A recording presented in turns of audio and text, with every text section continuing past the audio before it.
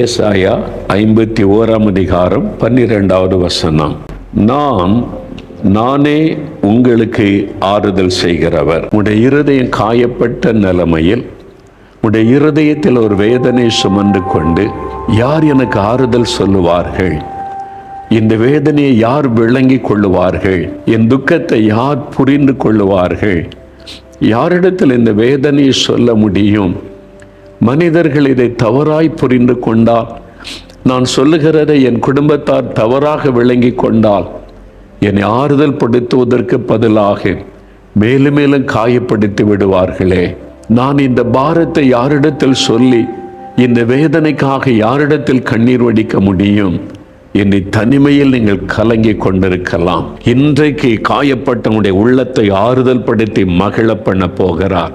இன்றைக்கு உங்களை வேதனைப்படுத்தி, துக்கப்படுத்தி, உங்களை கஷ்டப்படுத்தி கொண்டிருக்கிற, காயப்படுத்தி கொண்டிருக்கிற வேதனைகளை மாற்றி ஒரு ஆறுதலினால் உங்களுடைய உள்ளத்தை அவர் நிரப்ப போகிறார். பரிசுத்த லூக்கா எழுதின சுவிசேஷம் 7:13 நாம் வாசிக்கிறோம். இயேசு அவளை பார்த்து அவள் மேல் மனதுருகி அழாதே என்று சொன்னார். நாயின் என்று சொல்லப்பட்ட ஒரு ஊருக்கு இயேசு தன் சீஷரோடு போகிறார். அந்த ஊர் கலிலேயா பக்கத்தில் இருக்கிறது. இப்பவும் அதே பேரில் தான் அந்த ஊர் இருக்கிறது. நாயின் என்ற ஊர் அதே பேரில் இப்பவும் இருக்கிறது இந்த ஊர். அங்கே தான் இயேசு போகிறார். அந்த ஊரில் ஒரு விதவை தாய், அவங்களுக்கு ஒரே மகன், ஒரு வாலிபன். கணவர் இறந்து எத்தனை வருஷம் ஆயிற்றோ தெரியாது. ஒரு கணவனை இழந்துட்டாலே ஒரு பெண்ணினுடைய உள்ளத்தில் ஒரு பெரிய பாதிப்பு உண்டாகும். இனிமே எனக்கு யார் இருக்கிறாங்க என்பதை போல ஒரு பாதிப்பு உள்ளத்திலே உண்டாகும். ஆனால் அந்த மகளுக்கு ஒரு ஆறுதல் ஒரு மகன் இருக்கிறான், என் பையன் இருக்கிறான், என்னை கவனித்து கொள்ளுவான். அப்போ அந்த மகன் தான் அவளுக்கு ஆறுதலாக இருந்தான். ஒரே மகன், அவனும் இறந்துட்டான். இப்போ அவன் மரிச்சதுனால இவங்க தனித்து விடப்பட்டுட்டாங்க இந்த விதவை தாய். இப்போ அவனுடைய உள்ளத்துல பல கேள்வி. இனிமேல் எனக்கு யார் இருக்கிறாங்க? நான் யாருக்காக வாழணும்? நான் வேதனைப்பட்டா யார் எனக்கு ஆறுதல் சொல்லுவாங்க? இந்த வீட்டுக்குள்ள தனியாவே நான் உட்கார்ந்து அழணுமா? கணவனை இழந்துட்டேன், இப்ப பிள்ளையை நான் இழந்துட்டேன், அனாதையாக்கப்பட்டு விட்டேன். உள்ளத்திலே பாதிப்பு, பெரிய ஒரு துக்கம். அழுது கொண்டே வருகிறாள். இந்த சப ஊர்வலத்துல ஒரே திரண்டு வருது. ஏன்னா ஒரே மகன் இறந்துட்டா, வாலிப பையன். அந்த மகள் விதவை வேற. ஒரே திரண்டு வருது அடக்க ஆராதனைக்கு. அவள் அழுது கொண்டே வருகிறாள், கண்ணீர் வடித்து கொண்டே வருகிறாள், புலம்பிக் கொண்டே வந்திருப்பாள். இனிமேல் எனக்கு யார் இருக்கிறாங்க? யாருக்காக நான் வாழணும் என்பதாக அழுது கொண்டு வந்திருப்பாள். யாருமே அவள் பக்கத்தில் போய் ஆறுதல் சொல்லலை. எதுக்கு அழுகிற? பயப்படாத, நாங்கள் இருக்கிறோம், பார்த்து கொள்ளுகிறோம், நாங்கள் உனக்கு உதவி செய்வோம். யாரும் சொல்லவில்லை. நீங்கள் சிரிச்சா உலகமே சேர்ந்து உங்கள் கூட சேர்ந்து சிரிக்குமா? ஆனால் நீங்கள் அழுதா தனிமையாக தான் அழணும் அப்படின்னு ஒரு பழமொழி சொல்லுவார்கள். உலகமே தூரத்தில் இருந்து வேடிக்கை பார்க்கும். அதுதான் உலகம். இவளுக்கு என்ன பாவமோ, என்ன சாபமோ? கணவர் செத்தாரு, இப்போ பிள்ளையும் போச்சுது. யாருக்கு தெரியும் என்ன ரகசியமோ? என்னென்னலாம் விமர்சனம் பண்ணுவாங்க உலகத்தின் மக்கள்.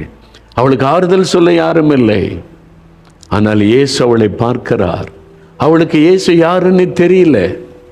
முதலாக இயேசு அங்கே போகிறார். இவள் அழுகிறதை பார்த்த உடனே இயேசுவால் அமைதியா இருக்க முடியல. அந்த விதவியனுடைய கண்ணீர் அவருடைய உள்ளத்தை தொட்டது. இயேசு மனதுருகினார். Jesus was moved with compassion. அவருடைய மனதுருக்கம் அவரை ஏவிற்று. அந்த பெண்ணுக்கு அருகிலே போய், பெண்ணே, ஸ்திரியே, நீ அழாதே. நீ கண்ணீர் வடித்தால் என்னால் தாங்கிக் கொள்ள முடியவில்லை, அழாதே. ஆறுதலான ஒரு வார்த்தை சொன்னார். அவளை ஆறுதல் படுத்துங்க. யாரும் இல்லை, இயேசு சொன்னார், நீ அழாதே. ஆறுதலாய் சொன்னார், நீ அழாதே மகளே. வேறு வார்த்தை அவளை ஆறுதல் படுத்த முடியாது என்று இயேசுவுக்கு தெரியும். அந்த மகன் மரித்து விட்டான், அடக்கம் பண்ணி விட்டால் அவள் அழாமல் எப்படி இருப்பாள்? இயேசு ஒரு அற்புதம் செய்தார். பாடையை தொட்டவுடனே எல்லாரும் நின்றார்கள். வாலிபனே, எழுந்திரு என்று உனக்கு சொல்லுகிறேன் என்றார். மரித்து போன வாலிபன் உயிர் பெற்று எழும்பினான். ஆண்டவர் அந்த விதவியனுடைய கண்ணீரை துடைக்க வெறும் வார்த்தையிலே ஆறுதல் சொல்லவில்லை, தன்னுடைய அற்புத வல்லமையினால் ஆறுதல் சொல்லுகிறார். இனி அழமாட்டல்ல, உன் மகன் உயிரோடு இருக்கிறான் பார். அந்த தாய்க்கு எப்படி இருந்திருக்கோ? ஆனந்த கண்ணீர் வடித்து இயேசுவின் பாதத்தில் விழுந்து நன்றி சொல்லி இருப்பாள். என் கண்ணீரை தொடச்சிட்டீங்க, எனக்கு ஆறுதலை தந்துட்டீங்க இயேசுவே என்று அவருடைய பாதத்தில் விழுந்து நன்றி சொல்லி இருப்பாள்.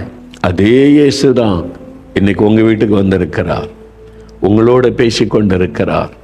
நீ அழாதே மகளே, தனிமையா உட்கார்ந்து அழுது கொண்டிருக்கிறாயா? மகனே, தனிமையா உட்கார்ந்து அழுது கொண்டிருக்கிறாயா? என் வேதனை புரிந்து கொள்ள இந்த வீட்டில் யாருமே இல்லை, என் துக்கத்தை புரிந்து கொள்ள யாருமே இல்லை.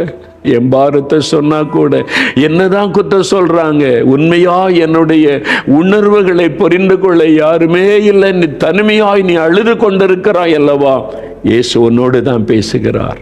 மகளே, நீ அழாதே, மகனே நீ அழாதே. ஆறுதலின் தேவன் உங்களை இன்றைக்கு ஆறுதல் படுத்தி கொண்டிருக்கிறார். எனக்கு ஒரு சென்னையில ஒரு தாயாரை தெரியும். அவங்க 12 வயசு சிறு பெண்ணா இருக்கும்போது அவங்க அப்பா அம்மாவுக்கு ஒரே மகள், தாய் தகப்பன் மரிச்சிட்டாங்க. ஒரு கொடூரமான ஒரு காரியம், 2 பேரும் மரிச்சிட்டாங்க. இப்போ உறவினர்கள் சொந்தங்கள் எல்லாம் வந்தாங்க அடக்க ஆராதனைக்கு. எல்லாம் முடிஞ்ச உடனே வேக வேகமா புறப்பட்டு போயிட்டாங்க சொந்தங்கள். ஏன்னா 12 வயசுல ஒரு பெண் குழந்தை இருக்கிறது, தாயும் இல்லை தகப்பனும் இல்லை, இது நம்ம தலையில வந்துருமோன்னு பயந்து எல்லாரும் போயிட்டாங்க. கடைசியில் ஒரு உறவினர் குடும்பத்தார் இருந்தாங்க. அவங்க பார்த்தாங்க, ஊரார் சொன்னாங்க, இந்த பிள்ளை எப்படி தனியா விட்டுட்டு போவீங்க, உங்க சொந்தம் தானே, கூட்டிட்டு போங்க. வேற வழி இல்லாம சரி எங்க கூட வரட்டும், எங்க பிள்ளைகளோட வைத்துக் கொள்ளுகிறோன்னு வேண்டா வெறுப்பாய் கூட்டிகிட்டு போனாங்க. அவங்களுக்கு குழந்தைகள் இருந்தாங்க, சொந்தம். அவங்க கூட சேர்ந்து நம்மளும் படிக்கலாம் வளர்ந்துடலான்னு இந்த சிறு பெண் நம்பி போனாள். அங்க போன அந்த வீட்டில் வேலைக்காரியாக வைத்து கொண்டார்கள். ஸ்கூலுக்கு அனுப்பல, தன் பிள்ளைகளோட பேசக்கூட விட மாட்டாங்க. கிச்சனில் வேலை செய், தண்ணி எடு, பெருக்கு, சுத்தம் பண்ணு, காலையிலிருந்து இரவு வரைக்கும் கடினமாக வேலை வாங்குவாங்க. தாங்க சாப்பிட்டது போக மீதி இருந்தால் கொடுப்பாங்க. கடைசியில் அந்த கிச்சனில் ஒரு கிழிந்த பாய விரிச்சியில் படுத்துக்கன்னு சொல்லுவாங்க. அந்த 12 வயசில் அவருடைய இருதயம், எங்க அப்பா இருந்தா, எங்க அம்மா இருந்தா என்னை எப்படி வச்சிருந்திருப்பாங்க, என்னை படிக்க வைக்கல, பிள்ளைகளை போல நேசிக்கல, வேலைக்காரியிலும் கேவலமா இந்த வீட்டில் நடத்தப்படுகிறேன், இப்பவே எனக்கு இந்த நிலைமை, இனிமே இவ்வளவு காலம் இருக்கிறது. அந்த படுக்கையில தனிமையாய் அழுவாள். கடினமான வார்த்தை சொல்லுவாங்க, சின்ன தப்பு பண்ணிட்டாலும் வேண்டா வெறுப்பா அன்பாக ஒரு வார்த்தை கூட பேச மாட்டாங்க. கடினமான வார்த்தை பேசி திட்டுவாங்க, அடிப்பாங்க. பல நாட்கள் கடந்தது. அவள் யோசித்தாள், இந்த வயதிலே எனக்கு இவ்வளோ பாடு, இதுக்கு மேலே எதிர்காலம் வாழவே முடியாது, நான் செத்து போயிடலாம், மரித்து போயிடலாம், எனக்கு தான் யாருமே இல்லையே, அம்மா இல்லை, அப்பா இல்லை, என்னை நேசிக்க யாரும் இல்லை, உறவு இல்லை, ஏன் வாழணும், என்னை புரிந்து கொள்ள, என் காரியத்தை சொல்லக்கூட கேட்கக்கூட யாரும் இல்லையே. மனமுடைந்து அழுதாள். அந்த ஊருக்கு கொஞ்சம் வெளியில் ஒரு தோட்டம், அதில் தான் அந்த கிணத்துல தண்ணீர் எடுக்க அவள் போய் தண்ணீர் கொண்டு வருவாள். மாலை நேரம் ஆகிவிட்டால் யாருமே அங்கே போக மாட்டாங்க. ஒரு நாள் யோசித்தாள், நான் செத்து போயிடலாம், இந்த பொல்லாத உலகத்தில் வாழ முடியாதுன்னு சொல்லி அந்த சிறு பெண் மாலை நேரம், இருட்டுகிற நேரம் அந்த தோட்டத்துக்கு தனியாய் போனாள். பெரிய கிணறு, அவளுக்கு நீச்சல் தெரியாது, இதில் விழுந்து செத்துடலாம் அப்படின்னு சொல்லி போனபோது அந்த கிணத்து கரையில் உட்கார்ந்து தன் வாழ்க்கையை நினைத்து பார்த்தாள். எங்கள் அப்பா உயிரோடு இருந்திருந்தா நான் இப்படிப்பட்ட ஒரு நிலைமைக்கு போயிருக்க முடியுமா? எங்கள் அம்மாவாவது உயிரோடு இருந்திருந்தா என்னை கவனிச்சிருப்பாங்களே, என்னை நேசிக்க யாருமே இல்லையே, என்னை புரிந்து கொள்ள ஆறுதல் சொல்ல யாருமே இல்லையே, நான் சாக போகிற என்னை கண்ணீர் விட்டு அழுது கொண்டே இருந்தாள். அந்த அமைதியான சூழ்நிலையில் கடைசியில் அந்த கிணற்றில குதிக்க அந்த கிணற்று உரையில ஏறி நின்றாள். அப்போ ஒரு மெல்லிய சத்தம், மகளே என்று கூப்பிடுகிற சத்தம், பாசத்தோடு அழைக்கிற ஒரு சத்தம். அவள் அங்கங்க திரும்பி பார்த்தாள், யாராவது வந்திருக்கிறாங்களா? யாருமே இல்லை.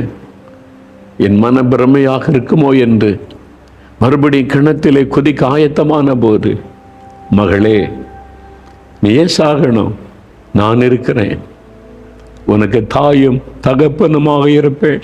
அந்த குரல் வந்த திசை திரும்பி பார்த்தாள். ஒரு மெல்லிய குரல் மேலிருந்து அவளை நோக்கி வந்தார்.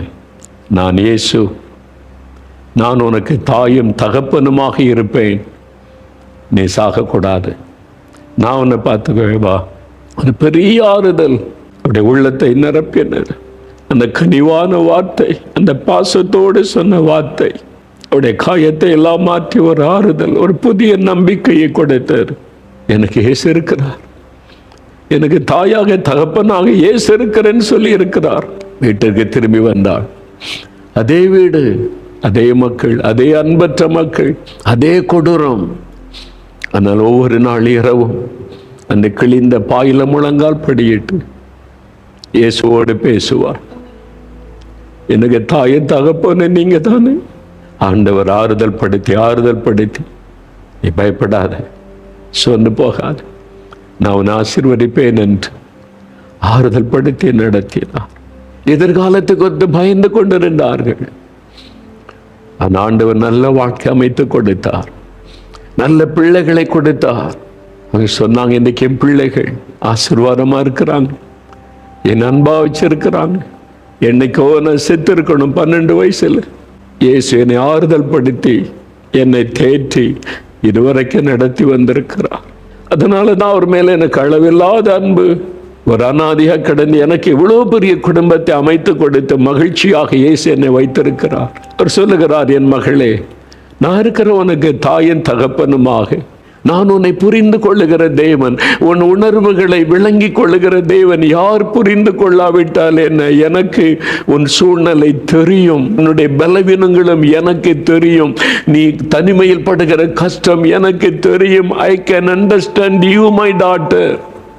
நான் உன்னை புரிந்து கொள்ளுகிற தகப்பன் என்று ஆண்டவர் உன்னை பார்த்து சொல்லுகிறார். சிலுவையிலே தன்னை உனக்காக பலியாய் கொடுத்தார். சிலுவையிலே தன்னும் தனிமையாய் கைகளில் ஆணடிக்கப்பட்டு கால்களில் ஆணிக்கு அடிக்கப்பட்டு தொங்கின போது பரிகசிக்கிற கூட்டம் தான் சுற்றி நின்றது. அவரை ஏளனம் பண்ணவங்க, குத்த சொன்னவங்க, பொய்யான குத்த சாட்டுகளை சொல்லி அவமானப்படுத்தின குரல்கள் தான் கேட்டது. அங்கே அவரை ஆறுதல் படுத்த யாருமே வரவில்லை. அவர் தனித்து சிலுவையில் தொங்கும் போது அவரை ஆறுதல் படுத்த, தைரியப்படுத்த ஒருவரும் அங்கே இல்லை. ஆறுதலற்ற நிலைமையில் தன்னும் தனிமையாக இந்த சிலுவையிலே தன்னை பலியாய் கொடுத்தார். காரணம், உனக்காக மகனே, உனக்காக மகளே, தன்னை சிலுவையிலே பலியாய் கொடுத்த ஒரு ஆண்டவர் அவர். ஆண்டவரும் என்னை கைவிட்டாரோ என்று நீ கலங்குகிறாயோ, என் தேவனே, என் தேவனே, ஏன் என்னை கைவிட்டீர் என்று கதறக்கூடிய அளவிற்கு சிலுவையிலே தன்னை அர்ப்பணித்துக் கொண்டவர் அவர். உன் மீது வைத்த அன்பினால் உனக்காக என்னையே நான் சிலுவையிலே பலியாய் கொடுத்தேன். மரணத்தை ஜெயித்து உயிரோடு எழுந்தேன். நான் உயிரோடு இருக்கிறேன். நீ ஏன் கலங்கணும்? யார் என்ன சொன்னா என்ன? உலகம் உன்னை புறக்கணித்தால் என்ன? சமுதாயம் உன்னை புறக்கணித்தால் என்ன? உன்னை சிருஷ்டித்த தேவன் நான் சொல்லுகிறேன், நீ என்னுடைய மகன், என்னுடைய மகள். நான் உன்னை மன்னிக்க, உன்னை சுகமாக்க, உன்னை காயங்கட்ட ஆயத்தமாய் இருக்கிறேன். ஜெபிக்கலாமா? தகப்பனே, இந்த வார்த்தைகளை கேட்டு என்னோடு இணைந்து ஜெபிக்கிற இந்த சகோதரருக்காக, சகோதரிக்காக, இந்த பிள்ளைகளுக்காக நான் ஜெபிக்கிறேன். அப்பா, நீர் அவளுக்காக மனதுருகுகிற கர்த்தர் அல்லவா? அவருடைய கண்ணீரை காண்கிற தேவன் அல்லவா? அவருடைய உபத்திரவங்களை, பாடுகளை காண்கிற ஆண்டவர் அல்லவா? இன்றைக்கு அவருடைய கண்ணீர் துடைக்கப்படணும், அவருடைய தேவைகள் சந்திக்கப்படணும், அவருடைய நிந்தைகள் நீக்கப்படணும். அதற்காக ஒரு அற்புதத்தை நீர் செய்தே ஆக வேண்டும் என்று நான் ஜெபிக்கிறேன். நசரேயனாகிய இயேசு கிறிஸ்துவின் நாமத்தில் ஒரு அற்புதத்தை இந்த பிள்ளைகளுக்கு செய்யும். சகல வியாதிகளும் இயேசு கிறிஸ்துவின் நாமத்தில் மறைந்து போகட்டும் என்று நான் ஜெபிக்கிறேன். அப்பா, ஆண்டவரே, வியாதி வேதனை உண்டாக்குற பொருளாத சாத்தானுடைய கிரியைகள் இயேசுவின் நாமத்தில் அழிக்கப்பட்டு போகட்டும். கடன் பிரச்சனை, வறுமை, பண பிரச்சனைக்கு நடுவில் என்ன செய்வதென்று தவிக்கிற பிள்ளைகளுக்கு வானத்தின் பலகணிகளை திறந்து அவருடைய தேவைகளை சந்தியும் ஒரு அற்புதத்தை செய்யும். கற்பத்தின் கனி இல்லாததனால் நிந்தை நெருக்கத்தில் இருக்கிற மக்களுக்கு இயேசுவின் நாமத்தில் ஒரு அற்புதத்தை செய்து கர்த்தர் மகிழ பண்ணுவீராக. உம்முடைய கரம் ஒரு அற்புதத்தை செய்யட்டும். தடைகள் விலகட்டும், காரியங்கள் வாய்க்கட்டும். இயேசுவின் நாமத்தில் அற்புதம் நடக்கும்படிக்கு செய்யும். இயேசுவின் நாமத்தில் அவள் ஆசீர்வதிக்கப்படட்டும். இன்றைக்கு அவருடைய கண்ணீர் துடைக்கப்படட்டும். அப்பா, இதோ நீர் ஜெபத்தை கேட்டீர், தொடுகிறீர், அற்புதம் செய்து கொண்டு இருக்கிறீர். அதற்காக உமக்கு ஸ்தோத்திரம், ஸ்தோத்திரம். இயேசு கிறிஸ்துவின் நாமத்தில் ஜெபிக்கிறோம் பிதாவே. ஆமென், ஆமென்.